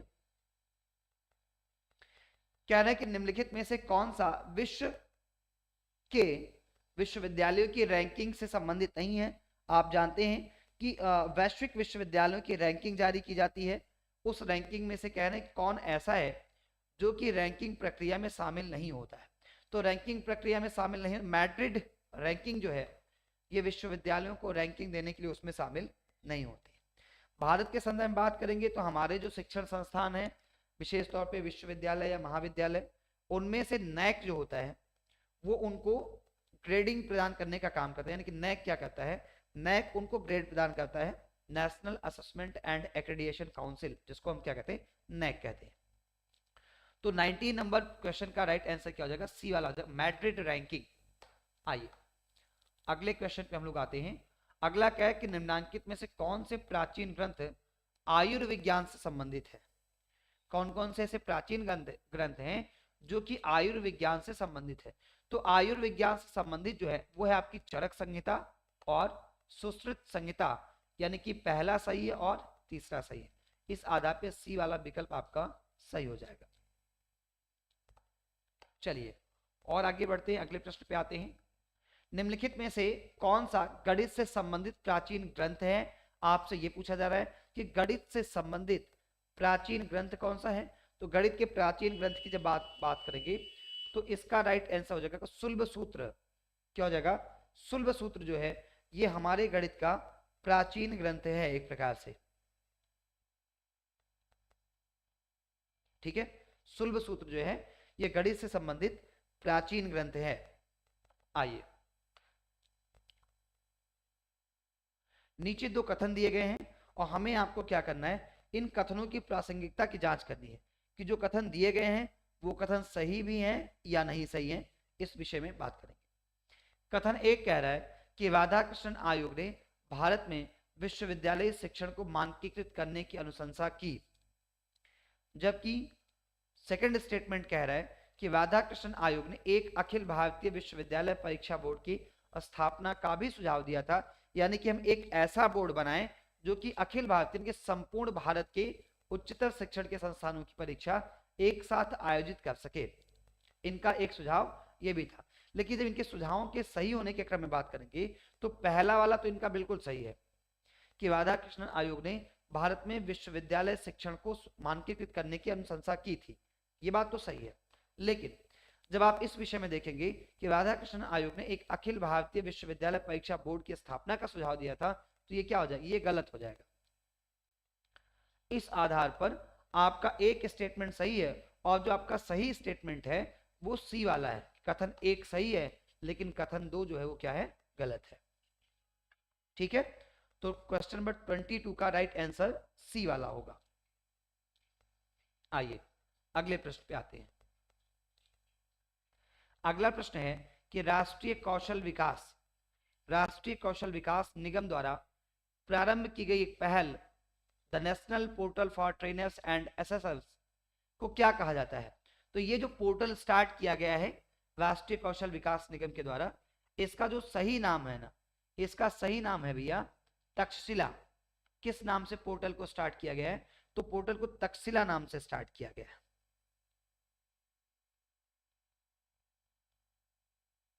ठीक है, किस नाम से, तो आप बताएंगे इस पोर्टल को तक्षशिला नाम से शुरू किया गया है। आइए अगले क्वेश्चन पे आते हैं हम लोग। हमारा अगला प्रश्न है क्षेत्र विषयक कौशल परिषद निम्नांकित में से किसके द्वारा उद्भावित की जाएगी। तो अगर क्षेत्र विषयक कौशल परिषद की बात करेंगे तो आप समझ सकते हैं कि इसका सीधा संबंध कहां से, राष्ट्रीय कौशल विकास निगम के द्वारा। किसके द्वारा, राष्ट्रीय कौशल विकास निगम के द्वारा। यानी कि एक निगम ऐसा है, एक निकाय ऐसी है जो राष्ट्रीय स्तर पर कौशल के विकास के लिए काम करती है, लेकिन एक संस्था या एक निकाय के द्वारा राष्ट्रीय स्तर पर आप इस कार्य को कर नहीं पाएंगे। तो वो क्या करते हैं, क्षेत्र विषयक कौशल परिषद की स्थापना कर देते हैं। क्वेश्चन नंबर 24 का राइट आंसर कौन सा हो जाएगा, आपका फोर्थ वाला हो जाएगा, डी आंसर आपका सही हो जाएगा। चलिए हम लोग अगले प्रश्न पे आते हैं और हमारा अगला प्रश्न है क्वेश्चन नंबर 25। कह रहा है कि नई शिक्षा नीति 2020 में निम्नांकित में से किसका पाठ्यक्रम ढांचा तैयार का प्रस्ताव है। एनईपी 2020 नई शिक्षा नीति 2020 में निम्नांकित में से किसका पाठ्यक्रम ढांचा तैयार करने का प्रस्ताव है। एक कह रहा है कि विद्यालयी शिक्षा हेतु राष्ट्रीय पाठ्यक्रम ढांचा, दूसरा क्या प्रौढ़ शिक्षा हेतु राष्ट्रीय पाठ्यक्रम ढांचा, तीसरा कह रहा है शिक्षक शिक्षा हेतु राष्ट्रीय पाठ्यक्रम ढांचा, फिर तकनीकी शिक्षा हेतु राष्ट्रीय पाठ्यक्रम ढांचा और व्यावसायिक शिक्षा हेतु राष्ट्रीय पाठ्यक्रम ढांचा। तो यहाँ ध्यान ये देना है कि हमारी जो एनईपी 2020 है उसने किस प्रकार के पाठ्यक्रमों की तैयारी के लिए ढांचा तैयार किया है। क्या वो विद्यालय शिक्षा के लिए है, प्रौढ़ शिक्षा के लिए है, शिक्षक शिक्षा के लिए है या तकनीकी शिक्षा के। तो मैं आपको बता दूं कि यहाँ पर विद्यालय शिक्षा की तो बात की ही जा रही है, ठीक है। इसके साथ प्रौढ़ शिक्षा के लिए पाठ्यक्रम ढांचा तैयार करने की बात आ रही है और शिक्षक शिक्षा के लिए पाठ्यक्रम ढांचा तैयार करने की बात की जा रही है। यानी कि 25 के पहले तीन के तीनों स्टेटमेंट क्या लिखे गए, सही लिखे गए। पहले तीन के तीनों स्टेटमेंट सही लिखे गए हैं और बाकी के जो लिखे गए वो गलत स्टेटमेंट है, क्योंकि तकनीकी शिक्षा और व्यावसायिक शिक्षा के लिए हमारी जो है एनईपी 2020 में नए पाठ्यक्रम ढांचा तैयार करने की बात नहीं की गई है। पाठ्यक्रम ढांचा क्या है, जैसे ही कहा जाए कि 5+3+3+4, तो हमारा आज का जो पाठ्यक्रम ढांचा है इसी पैटर्न पे शिक्षा दी जा रही है। इसी को क्या कहा जाता है, पाठ्यक्रम ढांचा कहा जाता है कि किस स्ट्रक्चर के बिहाफ पे बच्चों को शिक्षा प्रोवाइड की जाएगी।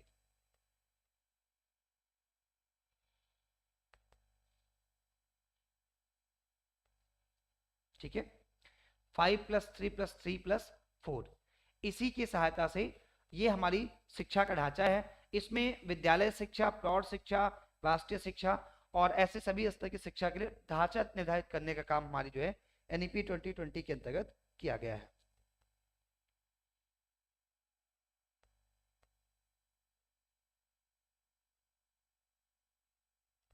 चलिए अगले क्वेश्चन पे हम लोग आते हैं।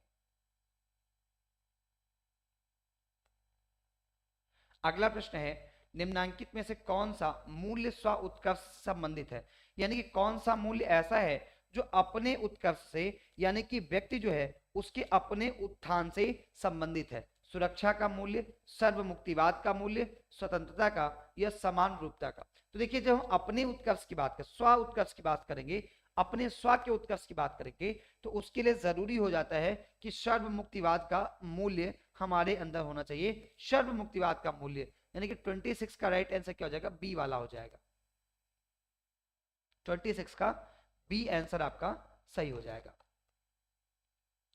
और आगे आते हैं 27 को देखते हैं। क्वेश्चन नंबर 27 कह रहा है कि नई शिक्षा नीति 2020 में निम्नांकित में से किन निकायों की स्थापना का प्रस्ताव है। हमारी जो एनईपी 2020 है, उस एनईपी 2020 के अंतर्गत कौन से नए निकायों की स्थापना का उल्लेख किया गया है, ये आपको बताना है। कौन कौन सी नई संस्थाओं की स्थापना का उल्लेख यहाँ पर देखने को मिलता है। तो एक कह रहा है SSSA, परख, IITI, NITI और फिर NTA। Question number 27। अब देखिए जब क्वेश्चन नंबर 27 की बात करेंगे और इस संदर्भ में कौन कौन से नए निकायों की स्थापना की बात की गई है, तो आप जानते हैं कि NTA का मतलब नेशनल टेस्टिंग एजेंसी। NTA का मतलब क्या है, ये नेशनल टेस्टिंग एजेंसी, यानी कि केवल एक एजेंसी है जो कि टेस्ट लेने का काम करती है। NTA क्या है, एक एजेंसी है जो कि टेस्ट आयोजित करने का काम करते हैं। तो ये वाला तो यहाँ पे है नहीं हमारी 2020 की एनईपी के अंतर्गत। हाँ ये जरूर है कि SSSA का उल्लेख मिलता है, परख का उल्लेख मिलता है, और इसके साथ साथ IITI का उल्लेख भी हमारी एनईपी 2020 के अंतर्गत मिलता है। इस वजह से क्वेश्चन नंबर 27 का राइट आंसर A, B और C यानी कि ये वाला हो जाएगा, 1, 2 और 3, सी ऑप्शन। ठीक है,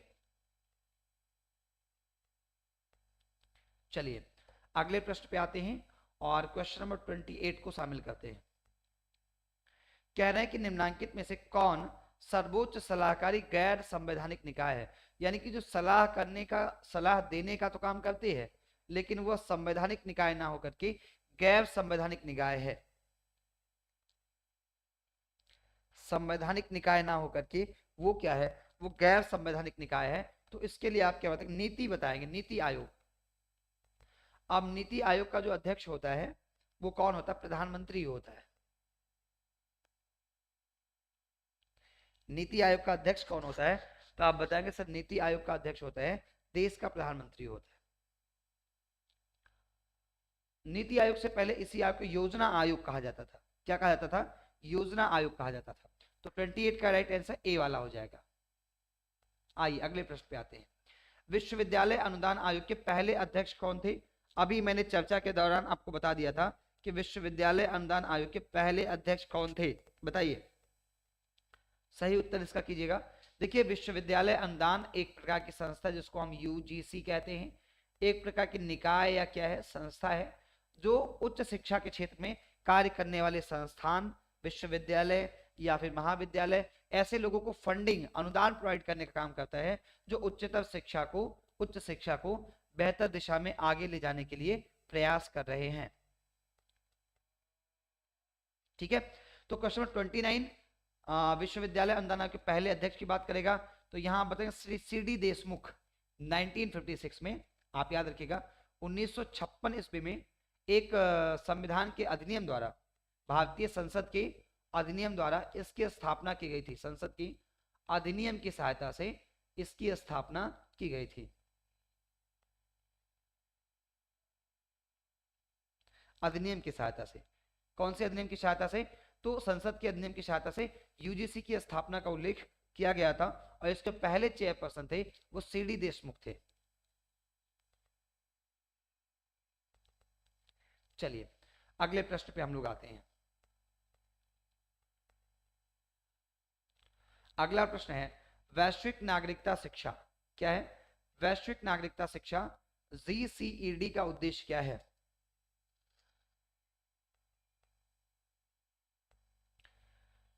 ग्लोबल सिटीजनशिप एजुकेशन डिपार्टमेंट यानी कि वैश्विक नागरिकता शिक्षा, इसका उद्देश्य क्या है। एक आपसे कह रहा है, एक आपसे कह रहा है कि विद्यार्थियों को UNO का सदस्य बनने के लिए तैयार करना। UNO का मतलब यूनाइटेड नेशन ऑर्गेनाइजेशन। तो आप जानते हैं कि इसका सदस्य बनाने के लिए इस प्रकार की चीजों को प्रयोग नहीं लाया गया है। ठीक है, ए आपका गलत दिया गया है। और के विषय में बात करें तो कहना है विद्यार्थियों को समसामयिक वैश्विक चुनौतियों को समझने में सहायता करना, इस वजह से इसका गठन किया गया। बात सही है। थर्ड वन कह रहा है कि विद्यार्थियों को शांतिपूर्ण समाज का प्रोत्साहनकर्ता बनने के लिए तैयार करना। फिर कह रहा है विद्यार्थियों को विदेश सेवाओं में जाने के योग्य बनाना, ये भी नहीं होगा। विद्यार्थियों को राजनयिक बनने के योग्य बनाना। तो देखो बात तो तय है कि दो वाला सही है। दो वाला सही होने का मतलब कि ये नहीं सही होगा और ये वाला आपका सही नहीं होगा। हमने कह दिया एक पहले से ही गलत है, इसका मतलब कि दूसरा और तीसरा आपका सही है। दूसरा और तीसरा ये वाला आपका सही है। क्वेश्चन नंबर 30 का सेकंड ऑप्शन। क्वेश्चन नंबर 30 का सेकंड ऑप्शन आपका सही है।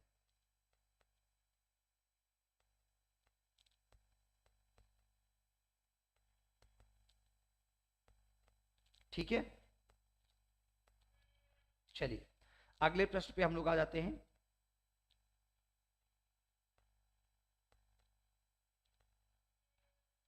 हमारा जो अगला प्रश्न है उसमें कह रहे हैं निम्नलिखित में से किस वर्ष में संसद के अधिनियम द्वारा एक संवैधानिक निकाय के रूप में अखिल भारतीय तकनीकी शिक्षा परिषद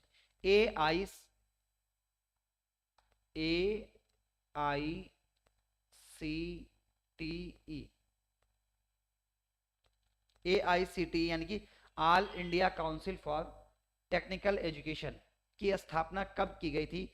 1986 में, 1987 में, 1988 में, 1989 में। तो आप देखेंगे कि AICTE की जो स्थापना थी वो 1987 में की गई थी। 1987 ईस्वी में इसकी स्थापना की गई थी।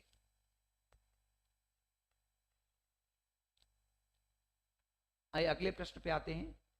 अगला प्रश्न है कि उच्च अधिगम के किसी संस्थान में एक प्रभावी टीम की कौन सी विशेषता होती? तो जब आपसे प्रभावी टीम की बात की जाएगी तो हमेशा ध्यान रखिएगा कि हमारी जो टीम होगी और टीम अगर प्रभावशाली है तो वो हमेशा क्या होगा, आपस में एक अनौपचारिक वातावरण के रूप में काम करेंगे। वातावरण अनौपचारिक होता है जिसमें टीम के सदस्यों की भागीदारी होती है और वो भी सभी सदस्यों की भागीदारी होती है टीम के। दूसरा कह रहा है अत्यधिक चर्चा होती है जिसमें प्रत्येक सदस्य भाग लेता है। और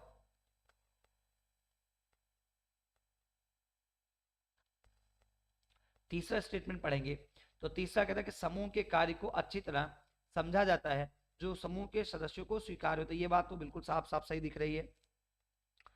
समूह के सदस्य अपने विचारों को प्रस्तुत करने में नहीं डरते हैं। और पांचवा का समूह के सदस्य अपने बीच मतभेद और संघर्ष से बचते हैं। तो देखिए मतभेद होना बुरी बात नहीं है। मतभेद होने का मतलब है कि हमारे आपके विचार क्या हैं, किसी बिंदु को लेकर हमारे आपके विचार अलग अलग, इस वजह से मतभेद हो सकता है। लेकिन एक बार अगर मनभेद हो गया ना तो फिर समस्या हो जाएगी। इसलिए किसी से अगर आपका होता है तो मतभेद करें, ना कि आप उससे मनभेद करने जाए। ठीक है, तो हमारा जो क्वेश्चन 32 है इसका राइट आंसर क्या हो जाएगा? ए वाला हो जाएगा। ए, केवल 1 2 3 4, केवल और केवल 1 2 3 4। ठीक है, अब देखिए मैं आपसे कहूंगा अगर आपको सेशन अच्छा लग रहा है, इंफॉर्मेटिव लग रहा है, तो आप इस क्लास को क्या कीजिए, जो भी आपके हित मित्र बंधु सखा साखो हैं उन सभी तक इस वीडियो को क्या कर दीजिए, शेयर कर दीजिए।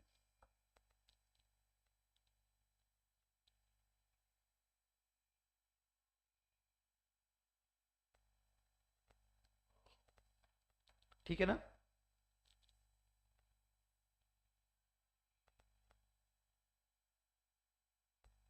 चलिए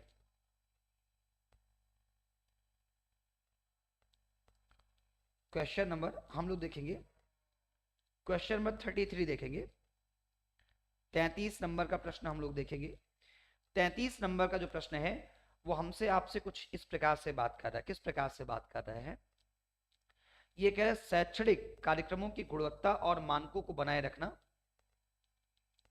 विश्वविद्यालय अकादमिक परिषद जो होती है, यूनिवर्सिटी एकेडमिक काउंसिल जो होती है, उसके विषय में बात कर रहा है।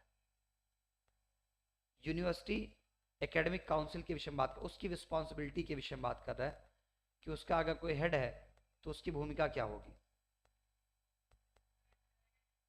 किसकी बात कर रहा है? कह रहा है अगर उसका कोई हेड है तो उसकी भूमिका क्या होगी।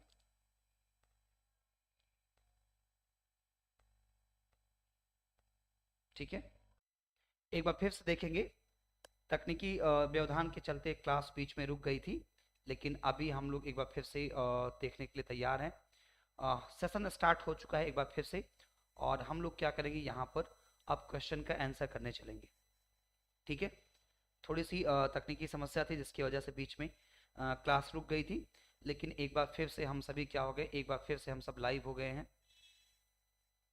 जी हाँ, एक बार फिर से हम सब क्या हो गए, लाइव हो गए हैं, और जुड़ जाइएगा हमारे साथ आप सब लोग। चलिए,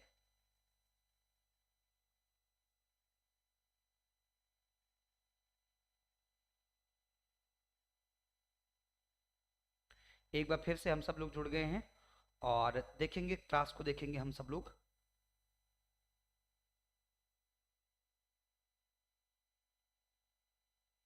देखिए, कह रहे हैं किसी विश्वविद्यालय के विषय में बात कर रहा है, किसी विश्वविद्यालय में एकेडमिक परिषद के मुख्य उत्तरदायित्व कौन कौन से हैं।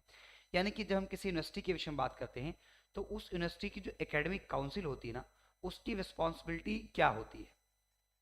एक कह रहा है कि शैक्षणिक कार्यक्रमों की गुणवत्ता और मानकों को बनाए रखना। तो ये बात तो बिल्कुल सही है कि जब भी एकेडमिक काउंसिल की बात की जाएगी तो एकेडमिक काउंसिल के अंतर्गत इस चीज को ध्यान में रखा जाएगा कि शैक्षणिक कार्यक्रम जो है उसकी गुणवत्ता और मानक को मेंटेन रखना, ये सबसे प्रायोरिटी होती है हमारी जो एकेडमिक काउंसिल होती है उसकी सबसे प्रमुख अहमियत के तौर पर होता है। इसके बाद अगर देखा जाए तो कहना कि विश्वविद्यालय के शैक्षणिक कार्यक्रमों की योजना बनाना, समन्वय, विकास, निरीक्षण और पुनरीक्षण करने का काम करना, इसके विषय में बात कर रहा है। अब देखिए, तो ये भी किसी एकेडमिक काउंसिल के कार्यों के अंतर्गत ये भी आएगा। थर्ड कह रहा है कि विभिन्न संकायों में, विभिन्न विषयों में संकाय सदस्यों की भर्ती के लिए आवश्यक अर्हताओं को निर्धारित करना, तो ये किसी भी एकेडमिक काउंसिल का काम नहीं है। और चौथा कि विभिन्न शैक्षणिक कार्यक्रमों के पाठ्यक्रमों की संरचनाओं को तैयार करना और संशोधन करना, ये भी एकेडमिक काउंसिल का काम नहीं है। इस 33 का ए ऑप्शन सही हो जाएगा। केवल एक और दो जो है ये एकेडमिक काउंसिल के काम है, केवल और केवल एक और दो जो है ये एकेडमिक काउंसिल के काम है। चलिए आगे बढ़ते हैं और अगला प्रश्न देखते हैं। इसमें लिस्ट ए का लिस्ट दो से क्या करना है, मिलान करना है। लिस्ट ए और लिस्ट दो में जो चीजें दी गई हैं उसमें कह रहे हैं कि एक में उच्चतर शिक्षा में शिक्षण और शिक्षणेतर कर्मियों के निरंतर मूल्यांकन करने के लिए प्रयुक्त पद्धतियों का, और दूसरा उस प्रकार के मूल्यांकन की विशेषताओं का उल्लेख किया गया है। ठीक है, आप क्वेश्चन को देखें, एक विकासात्मक है, एक प्रबंधनात्मक है, एक अहस्तक्षेप है, एक निर्णय परक है। अगर हम इस प्रकार के मूल्यांकन की विशेषताओं की बात करें तो हमें आपको यहाँ ये समझ में आता है कि जो विकासात्मक होता है इसका अर्थ होता है कि नैतिक, रीति रिवाज, नीतिगत और व्यवसायगत मूल्यों से संबंधित होना। ठीक है, आप इसको मिलान करेंगे यहां से। जहां तक प्रबंधात्मक की बात की जाए तो प्रबंधात्मक का जो अर्थ होता है कार्य करने और प्राप्त करने से संबंधित होगा। हम अहस्तक्षेप की बात करें तो इसका अर्थ होता है आत्मविश्वास, आत्म विकास के महत्व से संबंधित होगा। और निर्णय परक जो है ये सामाजिक नियंत्रण से संबंधित होगा। तो इस आधार पे क्वेश्चन नंबर 34 का राइट आंसर बी वाला हो जाएगा। 34 का बी ऑप्शन आपका सही हो जाएगा। ठीक है, चलिए और आगे आते हैं हम लोग और अगला प्रश्न देखते हैं, क्वेश्चन नंबर 35 जो कि नामित विश्वविद्यालयों से संबंधित है। कह रहे हैं कि नामित विश्वविद्यालय बनने की अर्हता प्राप्त करने के लिए किसी संस्थान के पास अन्य अनिवार्य शर्तों को पूरा करने के साथ साथ निम्नलिखित विकल्पों में से क्या और उपलब्धियां होनी अनिवार्य हैं। बताइए, नामित विश्वविद्यालयों, कह रहा है कि नामित विश्वविद्यालय बनने की अर्हता प्राप्त करने के लिए किसी संस्थान के पास अन्य अनिवार्य शर्तों को पूरा करने के साथ साथ निम्नलिखित विकल्पों में से क्या और उपलब्धियां होनी जरूरी होती हैं। तो यहाँ आप ध्यान रखिएगा, जब भी नामित विश्वविद्यालय की बात करेंगे तो नामित विश्वविद्यालय का अर्थ होता है ऐसे विश्वविद्यालय जो पहले क्या थे, जो पहले महाविद्यालय के तौर पे कार्य करते थे, लेकिन उनकी गुणवत्ता और बाकी सारी चीजों को ध्यान में रखते हुए उन्हें क्या नाम दे दिया गया, उन्हें नामित विश्वविद्यालय की उपाधि प्रदान कर दी गई। उनको क्या कर दिया गया, उनको नामित विश्वविद्यालय की उपाधि प्रदान कर दी गई। लेकिन स्टार्टिंग में वो किस रूप में काम कर रहे थे, स्टार्टिंग में वो एक केवल और केवल महाविद्यालय के तौर पर कार्य कर रहे थे। अब क्या क्या अर्हताएं हैं वो व्यापक तौर पे थ्योरी के अंतर्गत बताई जाती हैं, लेकिन जो विशेषता है, जैसे 20 साल से कम वो महाविद्यालय यूजी और पीजी के अलग अलग पाठ्यक्रम संचालित कर रहा हो, इस प्रकार से उसकी जो है लगातार चर्चा की जाती है। लेकिन यहाँ पर जो राइट आंसर होगा वो ए वाला होगा कि प्रति संकाय में प्रति वर्ष समकक्षी पुनरीक्षित अथवा ACOPUM के सहायता से कम 2 शोध का प्रकाशन प्रतिवर्ष किया जाना चाहिए। शोध जर्नल का प्रकाशन प्रतिवर्ष कम से कम 2 का किया जाना चाहिए, तो उसे नामित विश्वविद्यालय का दर्जा प्रदान किया जा सकता है। आइए क्वेश्चन नंबर 36 पे चलते हैं। 36 कह रहा है कि भारत सरकार की निम्नलिखित किस योजना का उद्देश्य नवोन्वेषी अनुसंधान परियोजनाओं को समर्थन देना है जो सामाजिक रूप से प्रासंगिक स्थानीय आवश्यकताओं के अनुरूप राष्ट्रीय दृष्टि से महत्वपूर्ण और वैश्विक महत्व की हों। तो इस संदर्भ में जब हम बात करेंगे तो हमारी भारत सरकार की स्ट्राइड पहल है। स्ट्राइड पहल जो है वो क्या करती है, वो इस प्रकार के अनुसंधान कार्यों को बढ़ावा देती है जो कि नवोन्वेषी हो, नए प्रकार के अनुसंधान हो, वो सामाजिक रूप से प्रासंगिक भी हो, स्थानीय आवश्यकताओं को महत्व दिया गया हो, इसके साथ साथ वो राष्ट्रीय दृष्टि से महत्वपूर्ण हो और वैश्विक महत्व की हो, यानी कि पूरा एक कंप्लीट पैकेज हो। तो उसके लिए स्ट्राइड पहल के तहत क्या किया जाता है, भारत सरकार के द्वारा उन्हें सहायता प्रदान की जाती है। तो 36 का कौन सा राइट आंसर हो जाएगा, बी वाला हो जाएगा। Okay, let's move on. Question number 37 कह रहा है, गैट्स कह रहा है, गैट्स व्यवस्था के अनुसार उच्चतर शिक्षा संबंधी नीतियों का निर्माण निम्नलिखित में से किस विभाग द्वारा किया जाना चिन्हित है। तो जब गैट्स के विषय में बात करेंगे तो उसके लिए जो विभाग चिन्हित किया गया है उसे हम क्या कहते हैं, उसे कहते हैं विदेश मंत्रालय। ठीक है, उसे हम क्या कहेंगे, विदेश मंत्रालय के अंतर्गत ये नीतियों के निर्माण का काम किया जाता है। अगले प्रश्न पे आते हैं। 38 कह रहा है कि भारत में उच्चतर शिक्षा के संबंध में नॉलेज कमीशन द्वारा निम्नलिखित में से क्या प्रमुख संस्तुतियां दी गई। जहां तक नॉलेज कमीशन की बात की जाए तो मैं आपको बता दूं कि 2005 में इसका गठन किया गया। इसका नाम है राष्ट्रीय ज्ञान आयोग। इसका नाम क्या है, इसका नाम है राष्ट्रीय ज्ञान आयोग। राष्ट्रीय ज्ञान आयोग, और राष्ट्रीय ज्ञान आयोग का गठन किया गया 2005 में। इसने अपनी फाइनल रिपोर्ट सबमिट की 2009 में, रिपोर्ट सबमिट की इसने, और रिपोर्ट सबमिट करने के लिए इसने कुल 4 बार में, कितनी बार में, 4 बार में इसने रिपोर्ट प्रस्तुत की। इसके जो अध्यक्ष थे, अध्यक्ष का नाम था doctor Sam Pitroda. Doctor Sam Pitroda इस राष्ट्रीय ज्ञान आयोग के क्या थे, अध्यक्ष थे। अब इसकी प्रमुख संस्तुतियों के विषय में अगर हम और आप बात करने चलें तो कहना है कि अतिरिक्त विनियामक संस्थाओं का होना, इसके विषय में कोई सुझाव नहीं दिया था इन्होंने। निजी विश्वविद्यालयों को बंद किए जाने की बात भी इन्होंने नहीं की थी। उच्चतर शिक्षा का व्यापक विस्तार करने की बात इन्होंने की थी। इन्होंने बात की थी कि सकारात्मक कार्रवाई पर ध्यान केंद्रित किया जाए और उत्कृष्टता सुनिश्चित करने हेतु प्रयास किए जाए, इसके विषय में भी इनके सुझाव थे। और उच्चतर शिक्षा का राष्ट्रीयकरण के विषय में बात नहीं किया था। यानी कि यहाँ पर तीसरा, चौथा और पांचवा स्टेटमेंट सही है, उस आधार पे आपका सी वाला विकल्प भी सही हो जाएगा। कौन सा विकल्प सही हो जाएगा, तो आप सर हमारा सी वाला विकल्प जो है इस क्वेश्चन के लिए सही हो जाएगा। आइए अगले क्वेश्चन पे आते हैं।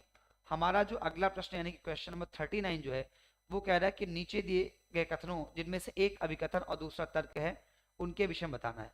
अभिकथन है, भारत के उच्च शिक्षण संस्थानों में केंद्रीय विश्वविद्यालयों को उत्कृष्ट माना जाता है। ये बात सही है कि भारत के जितने भी शिक्षण संस्थान हैं उन सभी शिक्षण संस्थानों में केंद्रीय विश्वविद्यालय को सबसे ऊपर रखा जाता है। भारत के शिक्षण संस्थानों में केंद्रीय विश्वविद्यालयों को सबसे उच्च रखा जाता है, ये कथन सही है। तर्क इसके पीछे दिया जा रहा है कि अतिश्रेष्ठ छवि होने के बावजूद ऐसे संस्थाओं को अंतरराष्ट्रीय रैंकिंग के शीर्ष पायदान में स्थान प्राप्त नहीं होता है। ये बात भी क्या है, सही लिखा गया है। ये बात भी सही लिखी गई। जहां तक क्वेश्चन नंबर 39 के संदर्भ में बात करेंगे तो ए और बी दोनों सही लिखा गया है, लेकिन बी जो है ए की सही व्याख्या नहीं करता है। तो हम कौन सा चुनेंगे, बी वाला स्टेटमेंट चुनेंगे।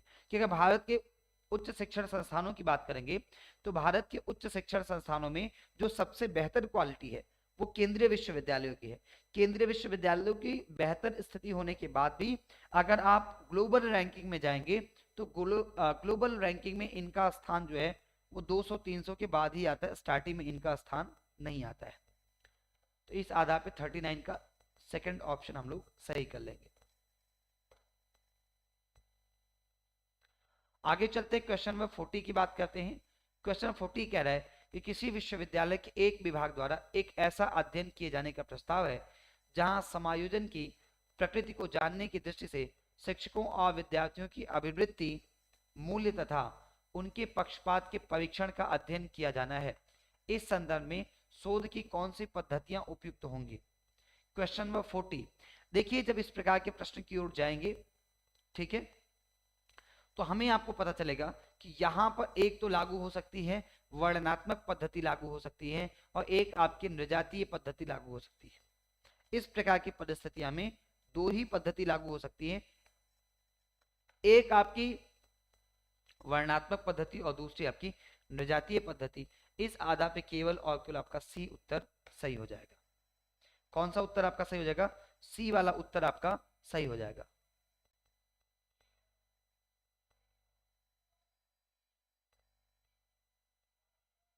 ठीक है, तो हम लोगों ने लगभग क्या हम लोगों ने कुल 40 क्वेश्चन कर लिए हैं इस वाले सेशन में, क्योंकि ये आज पहली क्लास थी इस YouTube चैनल पे। आज ये फर्स्ट क्लास थी, पहली क्लास थी ये आज इस YouTube चैनल पर। ठीक है, तो इस सेशन को हम यहीं तक रखेंगे। उम्मीद करूंगा कि जब मैं दूसरा सेशन लेकर आऊंगा तो दूसरे सेशन आने से पहले ये वीडियो काफी सारे लोगों तक पहुंच चुकी होगी और काफी सारे लोग इस वीडियो की सहायता से हमसे जुड़ चुके होंगे। तो हम लोग क्या करेंगे, हम लोग एक और सेशन लेकर के आएंगे और कोशिश करेंगे कि आज रात को ही उस सेशन को टेलीकास्ट किया जाए। समय के साथ शेड्यूल लगा दिया जाएगा। आज रात को हम इसका सेकंड सेशन भी करेंगे, यानी कि हायर एजुकेशन से रिलेटेड एक और वीडियो हम आप सबके लिए लेकर के आएंगे। लेकिन अभी के लिए इस वीडियो में हम केवल और केवल 40 क्वेश्चन ही रखते हैं। ठीक है, हमारी आपकी जब फिर मुलाकात होगी तो इस क्लास को हम आगे कंटिन्यू करेंगे, या यूं कह लें कि हम इसका एपिसोड या पार्ट 2 लेकर के आएंगे। तब तक जिन भी लोगों के पास हमारी ये वीडियो पहुंचती है, आप सभी लोगों से आग्रह है कि आप सभी लोग इस वीडियो को अपना स्नेह दें, सहयोग दें और अधिक से अधिक इसको शेयर करें। ठीक है, चलिए फिर आज के लिए विदा लेते हैं। नमस्कार।